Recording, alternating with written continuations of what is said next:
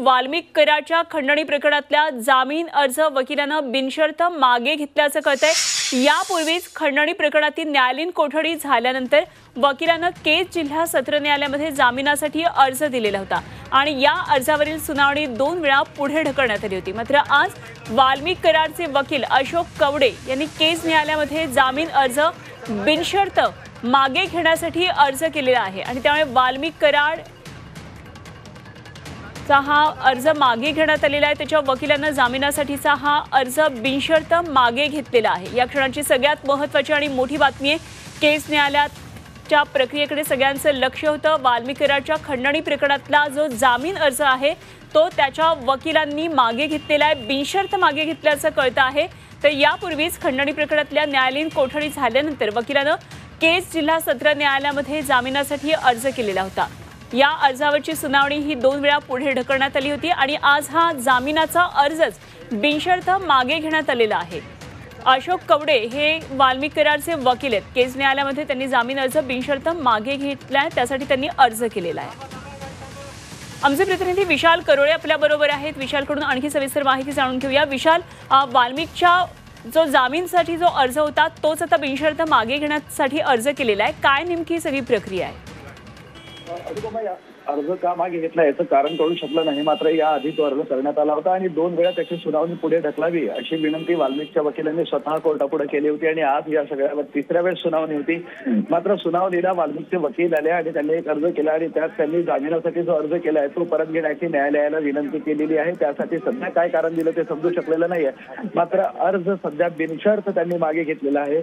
याचा अर्थ आपण स्पष्टपणे म्हणू शकतोय की आता वाल्मिकला या सगळ्या प्रकरणामध्ये जामीन होणार नाही। सध्या वाल्मिकचा अर्ज वाल्मिकच्याच वकिलांनी परत घेतलेला आहे। थोड्या वेळात या सगळ्या प्रकरणात कोर्ट कॉपी येईल आणि त्यानंतर नक्की अर्ज परत का घेतला या सगळ्या बाबी उघड होतील। खरं तर वाल्मिकला जो त्रास होत होता, त्याला पोटदुखीचा त्रास होत होता, त्याला तब्येतीच्या तक्रारी होत्या आणि ही सगळी ग्राउंड कदाचित आज अर्जासोबत न्यायालयात मांडण्यात येतील आणि त्यानुसार वैद्यकीय कारणास्तव जामीन द्या अशा पद्धतीची मागणी करण्यात येईल, अशा पद्धतीचं एक चर्चा सुरू होती। मात्र या सगळ्या चर्चांना आता पूर्णविराम मिळाला असं आपण म्हणू शकतोय। सध्या हा अर्ज बिनशर्त त्यांनी मागे घेतलाय आणि पुढे कधी अर्ज करणार याबाबत वाल्मिकच्या वकिलांनी काहीही सांगण्यास नकार दिलेला आहे। अनुपमा, अगदी मात्र विशाल, असं तर नसावं की आणखी पुढे काहीतरी चांगले ग्राउंड्स तयार करून मग जामिनासाठी पुन्हा अर्ज करण्यात येईल? आजचा हा जो जामीन अर्ज आहे तो मागे घेण्यासाठीचा अर्ज आहे, मात्र पुढे चांगल्या ग्राउंड्सवर जर अर्ज करता आला तर त्यासाठीची तर ही तयारी नसावी? शक्यता नाकारता येत नाही आणि त्याचं कारण म्हणजे वाल्मिकचं वारंवार आजारी पडणं असं आहे। सध्या वाल्मिकला पोटदुखीचा त्रास आहे आणि काल मध्यरात्रीपासून वाल्मिक सरकारी दवाखान्यामध्ये उपचार घेत आहे आणि त्याला ICUमध्ये दाखल करण्यात आलेलं आहे। पोटदुखीमुळे प्रचंड वेदना होत असल्याचं सांगण्यात होतं। इतकंच नाही तर वाल्मिक कराड त्याच्यावर उपचार व्हावे म्हणून खाजगी दवाखान्यात मला शिफ्ट करा अशा पद्धतीचाही अर्ज करणार होता, अशाही पद्धतीचं सांगण्यात येत होतं।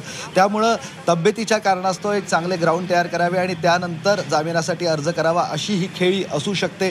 खरं तर वाल्मिक हॉस्पिटलाइज आहे, त्यामुळे आजही हा अर्ज करणं शक्य होतं, मात्र वाल्मिकच्या वकिलांनी अगदी ऐनवेळी अर्ज का मागे घेतला याचं कारण कळू शकलं नाही। त्याबाबत त्यांनी कोर्टामध्ये एक अर्ज दिला आहे आणि थोड्याच वेळात कोर्ट त्याच्यावर जेव्हा निर्णय घेईल त्याचा सगळा निकाल आपल्या पुढे येईल आणि नंतर निश्चितपणे आपल्याला कळू शकेल की अर्ज का मागे घेतला। मात्र वाल्मिक कराडच्या वकिलांना सुरुवातीला स्वतः जामिनासाठी अर्ज करणं, त्यानंतर 2 वेळा ती तारीख स्वतः पुढे ढकलण्याची विनंती करणं आणि त्यावेळेस आज ऐनवेळी हा अर्ज मागे घेणं, नक्की निश्चितपणे वाल्मिकच्या वकिलांचं चाललंय काय आणि कुठले ग्राउंड तयार करण्याचा हे प्रयत्न करताय याचं बोध मात्र सध्या होत नाहीये।